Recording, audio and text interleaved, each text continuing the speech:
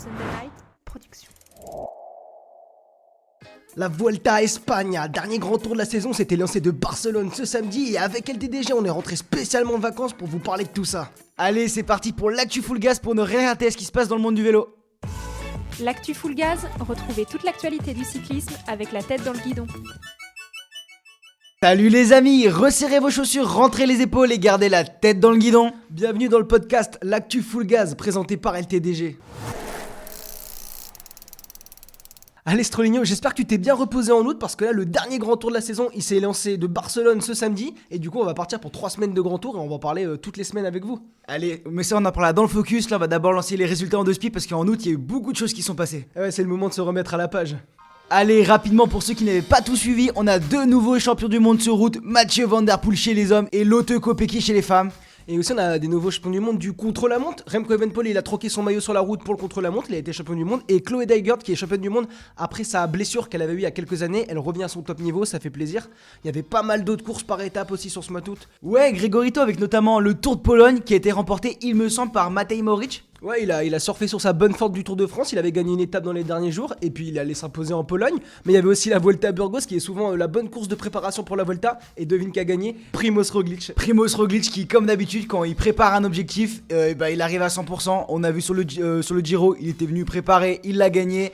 Là il arrive à fond pour la Vuelta, il gagne le Tour de Burgos avant et ça m'étonnerait pas qu'il performe à fond sur le Tour d'Espagne. Ouais, surtout en fait Roglic il a gagné 100% des courses par étapes auxquelles il a pris part cette année, genre c'est monsieur 100%.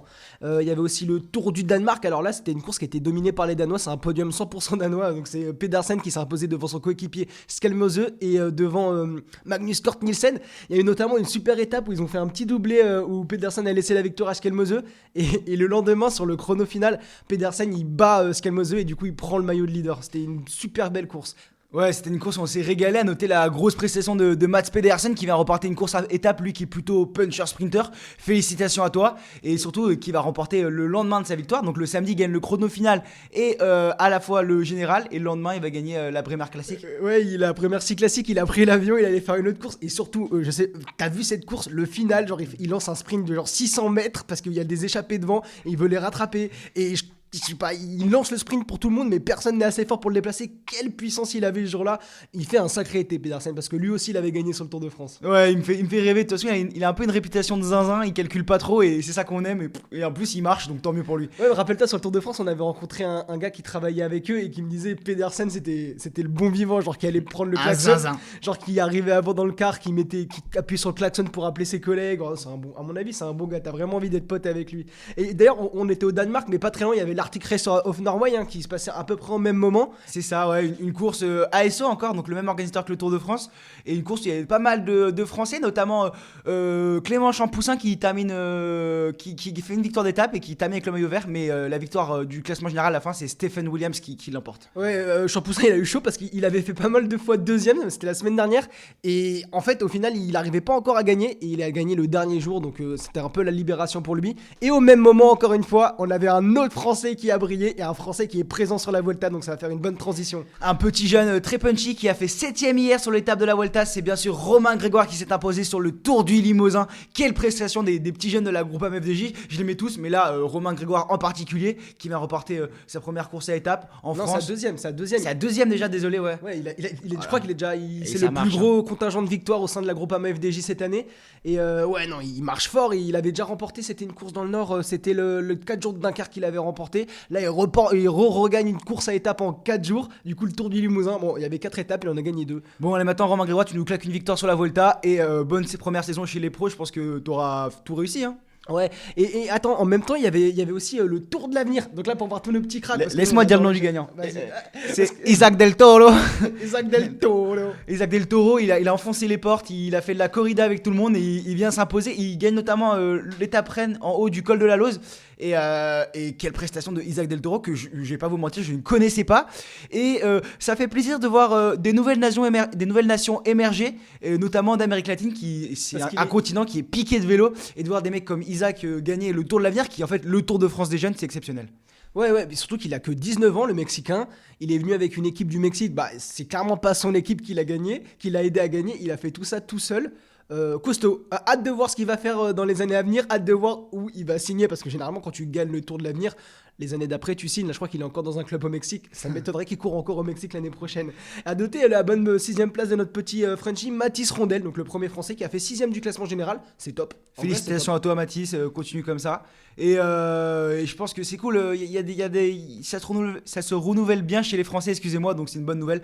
Ensuite, juste pour finir les résultats en 2 spi, parce que c'était plus trop en 2 spi, il y avait le Tour d'Allemagne qui a été remporté par Ilan Van Wilder, qui, moi je l'attendais en fait plutôt en capitaine de route de Remco sur la Volta, mais Ilan Van Wilder c'est aussi une super pépite grimpeur belge, et lui aussi je pense qu'il veut jouer ses 4 personnels, et du coup jouer les classements généraux comme ça sur des tours secondaires comme le Tour d'Allemagne, ça fait plaisir. Ouais, non, mais surtout en fait que Ilan Van Wilder chez les jeunes, il est de la même génération que Remco et les deux se battaient, c'était un peu l'un contre l'autre, c'était soit l'un soit l'autre, et à un moment c'était plutôt l'un, donc je pense à Remco bien sûr. Et du coup, Ilan Van Wilder, là il a annoncé qu'il voulait pas se cantonner à un rôle de super équipier pour Remco et qu'il avait aussi envie d'écrire sa propre page de sa carrière, se construire son palmarès, et c'est en allant remporter des courses comme le Tour d'Allemagne, qui sont des très belles courses, qu'il va le faire très bien. Au même moment, il y avait le René Tour qui s'est terminé hier avec le Tour du Benelux. Ouais, c'est l'ancien Tour du Benelux, donc maintenant René Tour, qui a été remporté par le coureur de la UAE, Tim Wellens, et la dernière victoire a été remportée par Matej Mohoric, encore une fois, qui a fait un été XXL lui aussi. Et ça va faire une bonne transition avec la Volta, parce que hier, les coureurs ont bloqué la course parce qu'il l'a trouvé trop dangereux, et ça c'est ce qu'on a pas mal vu sur la Volta, mais je propose qu'on en parle dans le focus. Allez, c'est parti, Focus Volta. Et oui, c'est le plat de résistance de notre podcast. On va revenir sur la Vuelta de España qui s'est lancée de Barcelone ce samedi. C'était un chrono par équipe sous une météo d'enfer de nuit. Ça ressemble plutôt à un film d'horreur, mais non, c'était bien la première étape de la Vuelta. Ça a pas mal grondé un peu, on aura le temps de débattre. En tout cas, c'est la team DSM qui a créé la surprise avec la jeune équipe qui est faite autour de Romain Bardet, qui s'est imposé sur la première étape avec un joli maillot jaune, Lorenzo Milesi. Maillot rouge, il faut que tu te mettes à la page. Il revient de vacances. Désolé, là, je suis encore sur le Tour de France, moi. Il est encore à Paris sur les Champs-Élysées là. Ouais, Lorenzo Milesi, le petit jeune de 21, 22 ans. 2001, hein, c'est une bonne année, un bon millésime, je dirais. On est des 2001 nous aussi. Et ouais, il s'est imposé. Enfin, du coup, il a pris le maillot rouge vu qu'il a pas. En fait, sur les chronos par équipe, c'est celui qui passe la ligne en premier qui prend le maillot rouge. Du coup, il était maillot rouge. On a vu Romain Bardet maillot vert. Du coup, ça c'est magnifique. Je pense qu'on le reverra pas de sitôt. Fallait garder les photos encadrées là dans le salon. Hein, bref, c'était un hold-up. On va en reparler un peu plus tard. Là, on va lancer les résultats, mais honnêtement ce chrono a été très très bizarre, très controversé, ça a polémiqué. En fait pour tout vous expliquer, le chrono il devait se lancer donc sur les coups de 18h45, c'était en soirée, et normalement s'il avait fait beau temps comme c'était le cas les derniers jours où il faisait 35 degrés grand soleil, et ben il n'y aurait pas eu de problème, il aurait fait encore jour, la visibilité aurait été bien, sauf que manque de bol, énorme orage qui s'abat sur Barcelone, et du coup bah déjà il y avait des inondations de partout, c'était un circuit en chrono par équipe où normalement t'es censé aller très très vite, bah là ils étaient tous roue d'en haut ou en vélo de chrono avec leur casque, la tête dans le guidon, ils voyaient rien, avec des inondations. Et en plus de ça, les premiers, genre la DSM qui ont été dans les premiers à partir, ils ont eu une bonne luminosité, sauf que derrière, des équipes comme la Jumbo ou la Soudal Quickstep, je pense à elle parce que Remco a beaucoup râlé, et ben ils avaient aucune visibilité et ça en devenait dangereux quand on a vu Lorenz de Plis qui a abandonné, on a vu la Jayco Alula qui sont tombés tous en équipe. Il y a aussi la Arkea de Kevin Vauquelin qui est tombé. Ouais, c'était un peu un parcours chantier, un parcours technique avec 19 virages dans les rues de Barcelone. Alors ça aurait été bien pour un chrono individuel peut-être, mais là c'était trop technique pour un chrono par équipe. Et alors tu rajoutes la pluie et tu rajoutes la nuit. C'était un vrai chantier. Alors je sais pas ce que vous en pensez. Moi je pense que malheureusement pour la première étape de la Volta, c'est une étape complètement loupée par l'organisation. Fiasco total pour moi. On a mis les coureurs en danger parce que c'est une première étape. Alors oui, un chrono par équipe, c'est beau. Il y a tous les coureurs qui passent ensemble. C'est une belle présentation. Mais le problème, c'est que là, sur une course comme ça, on perd Lorenz de plus sur chute déjà pour la Ineos, donc qui est un super coéquipier de Geraint Thomas. Ça peut arriver sur une première étape. Ça peut arriver, je suis d'accord. Et Carapaz. Mais on augmente les chances de perdre des favoris. Si Vingegaard il a crevé, imagine il crève, il tombe, bam, on perd Vingegaard dès la première étape. Là je suis pas vraiment d'accord avec toi, une crevaison aussi ça peut arriver sur une première étape d'un gros tour, même sur un contre-la-montre individuel. Je suis d'accord, mais là t'augmentes les chances en fait. En fait non, parce que augmente les chances là de crevaison, c'est vraiment l'orage, c'est pas dans les rues de Barcelone. Donc pour toi cette étape a été réussie.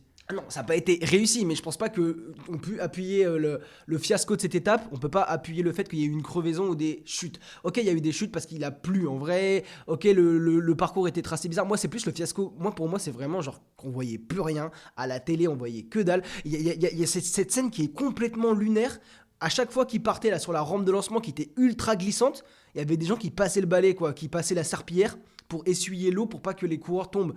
J'ai trouvé ça mais complètement délirant, quoi. Ouais, je crois que je sais pas qui l'a dit, un gars d'Arkea qui a montré sur sa story Instagram quand il partait, la roue elle a chassé direct parce que c'était vraiment, on aurait dit du curling en fait, Bon après, l'organisation n'est pas responsable de la météo, mais voilà, manque d'éclairage, un peu dangereux, et là on s'attendait à ce que la Jumbo écrase tout, et bah la Jumbo a un problème en plus. Donc n'a pas écrasé tout et on se retrouve avec un vainqueur. Tant mieux pour la DSM, bravo à la DSM, il ne démérite pas, mais c'est pas ce qu'on aurait aimé voir. Ouais, d'ailleurs, à l'arrivée, ils étaient très contents d'être arrivés, la Jumbo, alors qu'ils ont pris une trentaine de secondes. 26 pour être exact. Sur 26 sur la Soudal de Remco. Voilà, c'est ça. Et du coup, ils étaient quand même très heureux d'être tous arrivés en vie, je pense, surtout, pas d'être tombés. Le parcours était dangereux, le tracé, pour moi, c'est un fiasco total et ça a continué le lendemain. La deuxième étape, c'est Andreas Kron qui s'est imposé dans les rues de Barcelone une seconde fois après le fameux passage du Montjuïc qui est souvent là sur le Tour de Catalogne. Enfin, même tous les ans, c'est le circuit final du Tour de Catalogne. Et là, Groff, il va falloir que tu me expliques parce que moi, j'ai pas tout compris à ce qui s'est passé. L'organisation a choisi. Donc, à la base, il devait y avoir ce dernier mont qui était environ à 8% sur 1 km, si je dis pas de bêtises. Et ensuite, on devait arriver dans Barcelone, en descente. Et l'organisation a choisi de bloquer. L'arrivée était en faux plat montant. Il y avait une descente sur Barcelone ensuite et ça arrivait un peu plus loin dans les rues de Barcelone. Mais en fait, il y avait des bonifications. Alors, pour tout, on va faire dans l'ordre. L'arrivée, c'était le Montjuïc, du coup, donc ça doit, comme tu as dit, la distance. Et au sommet du Montjuïc, il y avait des bonifications. Donc, il y avait 10, 6 et 4 secondes à prendre pour le classement général. Et il y a aussi des bonifications, du coup, à l'arrivée, 10, 6 et 4. Donc, en gros, t'aurais plus. Si un mec il passe en tête de partout, il peut prendre 20 secondes. Donc, en fait, c'était pour inciter les leaders du classement général à attaquer dès le deuxième jour. C'est chouette, surtout le Montjuïc, on sait que c'est hyper punchy, on aurait pu voir des belles choses, tu vois. Des coureurs un peu moins punchy, prendre du temps, ça aurait été sympa. Sauf que, en fait, il y avait des pluies diluviennes. Mais c'était vraiment des gros orages et ça glissait énormément dans Barcelone. On sait comment sont les routes dans le sud, comme ça. Dès que ça pleut un peu, il fait tellement chaud que, en fait, dès qu'il pleut, je sais pas, ça s'imbibe pas et du coup, ça devient. Ça glisse. Ouais, le fameux verglas d'été, quoi. Bref, ça pouvait être dangereux pour les coureurs. Et d'ailleurs, les coureurs, au début de la course, ils s'y sont pas trompés. Ils ont à tout prix voulu geler les temps ou faire quelque chose pour pas prendre le départ ou raccourcir l'étape. On a même vu des scènes lunaires, genre on a vu Vingegaard qui allait dans le bus de la Movistar pour parler à Enric Mas, pour lui dire il faut qu'on gèle la course, on va pas ça. D'ailleurs, Enric Mas, je pense qu'il voulait attaquer. Mais voilà, il voulait pas prendre de risque, Remco non plus. Et du coup, il y a une sorte d'alliance. Et ils sont allés voir l'organisation qui a d'abord dit bon, ok, on gèle les temps à l'arrivée en haut de Montjuïc. Et au final, ils l'ont fait à 9 km de l'arrivée. Ça veut dire qu'à partir de 9 km de l'arrivée, les coureurs, enfin les temps pour le général étaient gelés, mais il y avait quand même des bonifications en haut de Montjuïc et à l'arrivée. Donc c'était un peu spécial en mode. Ils peuvent pas prendre du temps au général, ceci étant dit, genre ils sont arrivés 5 minutes après, par exemple les leaders, ils ont pas pris de temps. Par contre, ceux qui sont passés en tête, Andreas Kron, il a pris 2 fois 10 secondes et 10 secondes, donc il a repris 20 secondes au classement général. Ok, je comprends beaucoup mieux ce que tu me dis, mais en même temps, moi je vais jouer un peu l'avocat du diable. Ok, sur ça, l'organisation n'a pas réussi à bien prendre la bonne décision, que ce soit bien fait dans les bonnes règles avec les bonifications, mais cependant, je pense que pour une fois, il faut soulever le fait que l'organisation a écouté les coureurs et a limité la casse et a voulu protéger la santé des coureurs. T'es pas d'accord ? En fait, là où ça devient bizarre, c'est que du coup, t'as un mec, Andrea Piccolo, là, qui est de l'échappée, qui prend le maillot, rouge parce qu'il passe aux 9 km en tête. Et on a vu des scènes un peu lunaires. Du coup, tu vois, genre les leaders du classement général, donc il y avait Remco notamment, Vingegaard, c'est surtout eux les grands investigateurs, avec Mas aussi qui c'est du coup lié à eux, qui au milieu de la course, parce qu'il y avait pas mal de chutes, Roglic est tombé, le maillot rouge est tombé. Lorenzo Milesi, et en fait ils ont gelé la course, enfin ils ont essayé de bloquer la course, ils se sont mis devant, ils ont dit ok on ralentit, on n'y va pas les gars, c'est trop dangereux. Sauf que t'avais des équipes comme la DSM qui auraient bien aimé garder leur maillot rouge, du coup qui ont perdu leur maillot rouge. T'avais des équipes genre comme Alpecin de Quenin qui voulaient genre juste jouer la victoire d'étape avec Caden Groves, et du coup c'était un peu bizarre parce qu'il y avait des coureurs de général qui voulaient pas faire la course, d'autres qui voulaient faire la course, et je trouve, moi en vrai pour moi, et c'est une course de vélo, ok c'est dangereux comme sport, au bout d'un moment on va pas geler une course à chaque fois qu'il pleut, enfin ouais, Paris-Roubaix sur la pluie. Non mais je suis complètement d'accord, la pluie, et Remco l'a très bien dit après la première étape, la pluie fait partie de l'étape. Cependant on ne parle pas de geler une course, on parle de limiter les risques sur une arrivée descendante, parce que en fait on est au courant que ça aurait été, tout le monde voulait que ça se finisse en haut du mont, mais qu'on fait terminer à Barcelone parce que la ville de Barcelone a payé l'arrivée. Ouais, donc on privilégie le spectacle à la santé des coureurs. Non mais là pour le coup je suis d'accord, mais après une fois que la course est partie, il peut pas y avoir une poignée de coureurs qui essayent d'imposer leur loi à tout le reste. En fait, je suis d'accord avec eux, mais je trouve que ça a été mal réalisé et ça a mis une sorte de malaise et c'était bizarre, tu vois. Genre, on comprenait pas trop ce qui se passait. Moi, ça m'intéresserait d'avoir l'avis des auditeurs. Alors, je vous invite à venir commenter sur nos vidéos, notre compte Instagram, LTDG Cycling ou même Eurosport. En ce moment, on parle pas mal de Vuelta avec Eurosport. Venez commenter un peu sur ce débat. On a fait une vidéo dessus. Venez nous dire votre avis. Je pense que ça serait intéressant qu'on puisse tous débattre et tous avoir l'avis des uns des autres. Et voilà. En tout cas, pour parler de la suite, demain aujourd'hui c'est une arrivée en Andorre et le temps en Andorre est aussi dégueulasse, faut le dire. Le temps, ouais, j'ai eu des infos de Flo, on lui passe le bonjour à Flo qui commente le VTT là-bas parce qu'il y avait une manche de Coupe du Monde et c'est tout enneigé au sommet et en plus de ça, il y a beaucoup de vent et beaucoup de pluie, donc à voir de comment ça va se passer, mais j'espère qu'il ne va pas y avoir encore des scandales où ils vont, je sais pas comment ça peut se faire, c'est tellement bizarre ce début. On verra bien. On espère que là le début de Vuelta n'est pas forcément réussi à 100%. Je pense qu'on va avoir un spectacle de fou parce qu'on a une start line XXL et qu'il y a des gros noms, mais bon, il faut que je pense que ça va se mettre dans l'ordre d'ici les prochains jours. Là, l'étape 4 et 5, c'est des étapes plutôt pour les sprinters, ça va tout remettre dans l'ordre et c'est tout ce qu'on souhaite. En tout cas, la Vuelta, on a hâte de suivre ça. Tous les lundis, on se retrouve pour en discuter dans l'actu Full Gas pour débriefer de la semaine d'avant. Et là, je te propose qu'on passe à l'actu Full Gas avec un E, Grégoire.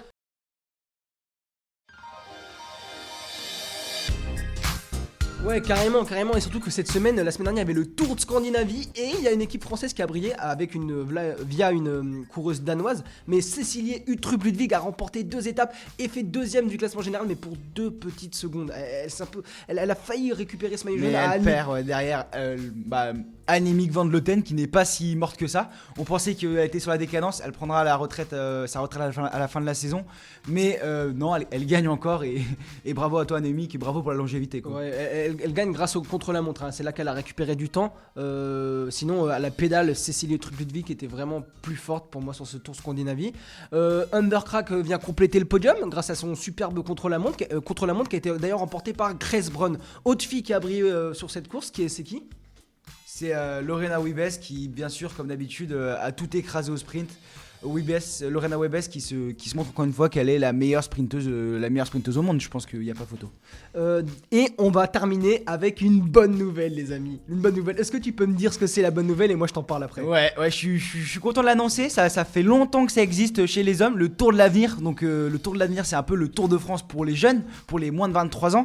Et là. Il y a le premier Tour de l'avenir féminin qui va être lancé cette semaine, là le 28 août, c'est aujourd'hui, elles partent aujourd'hui, ça se finira le 1er septembre, 5 étapes. Gros, tu peux m'en parler un peu plus, je pense que ça va être du spectacle à gogo. Ouais, c'est à peu près le même tracé que les autres, il y a notamment une arrivée à Saint-Bon-la-Tarentaise, la même arrivée sur laquelle Isaac Del Coro a renversé le Tour de l'avenir chez les hommes, et du coup il y aura 21 nations et des nations un peu exotiques, il y a notamment l'Équateur, le Japon, il y a le Centre mondial du cyclisme, et bonne nouvelle, c'est à suivre sur Eurosport et GCN. Ça veut dire que ça va être retransmis à la télé.